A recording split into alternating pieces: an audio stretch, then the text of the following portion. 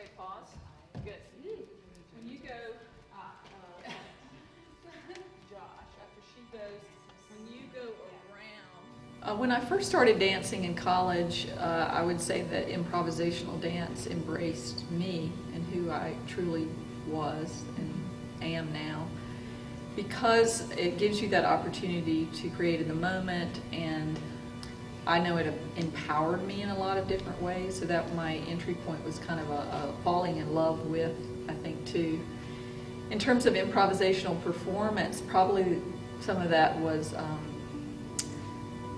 came out of lack of being prepared sometimes, of not being someone who's a visionary and who organizes their choreography in that way, but when I'm working with the cast, I'm collaborating.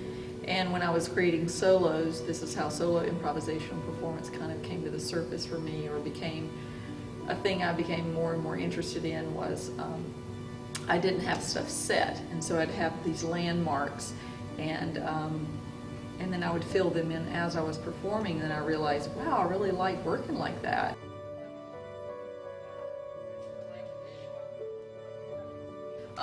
The process for this piece started with an image of wanting to let more partnering work, contact work, to be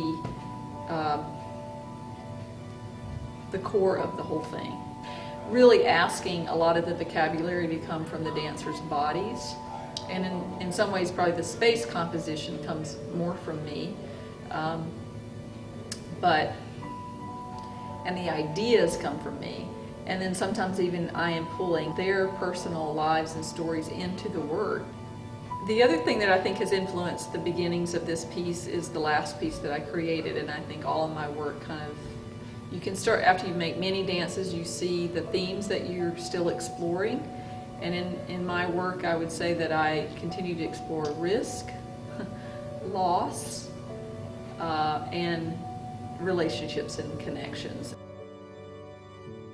For me, I would say that choreographing is less about what I think of as the muse, but just trusting that those things probably just are, a lot of them are in my body, and I have to just allow that. If I let my body freely move and find myself in a more natural state, something interesting will come out of my elbow, or this pinky, or my nose.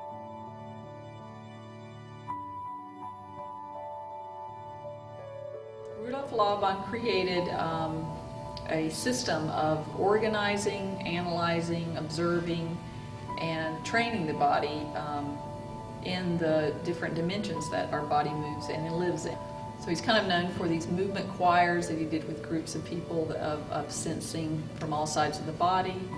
The body work of it was developed by Irmgard Bartiniev, who was a student of his. So the system itself has influenced education, performance, choreography, and probably many other types of things.